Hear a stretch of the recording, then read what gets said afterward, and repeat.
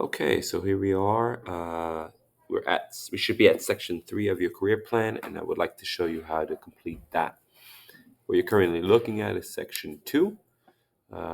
This is the previous section that you should have completed, and you should have 5 careers with all this information filled out.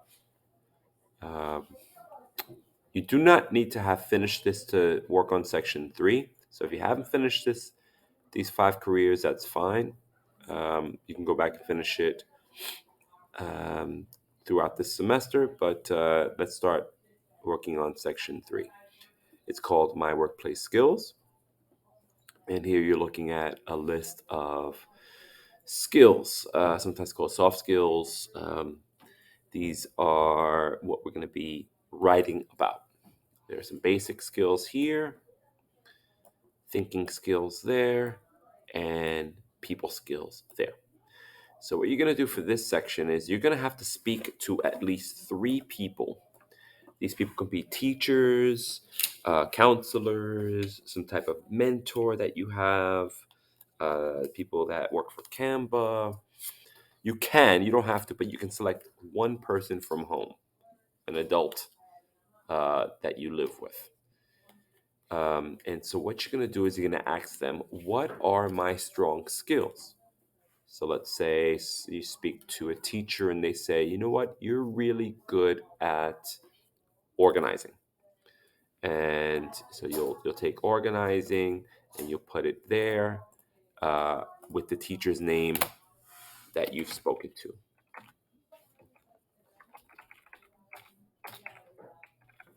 Okay, Miss Teachness.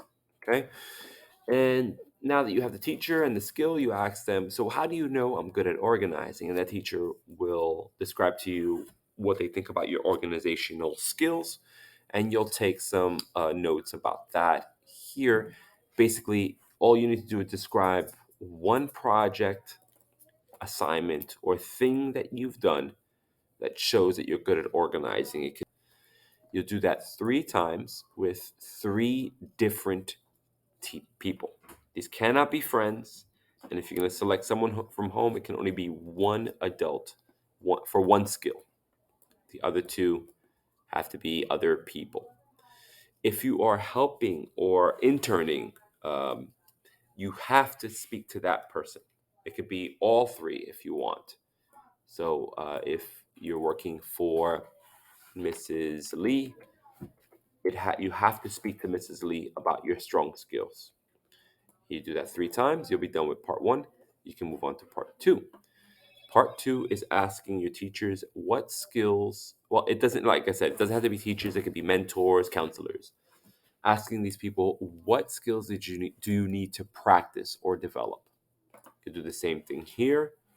That person will say, you uh,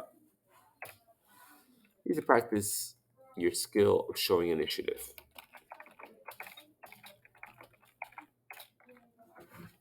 And you'll ask that same person why they think it's important.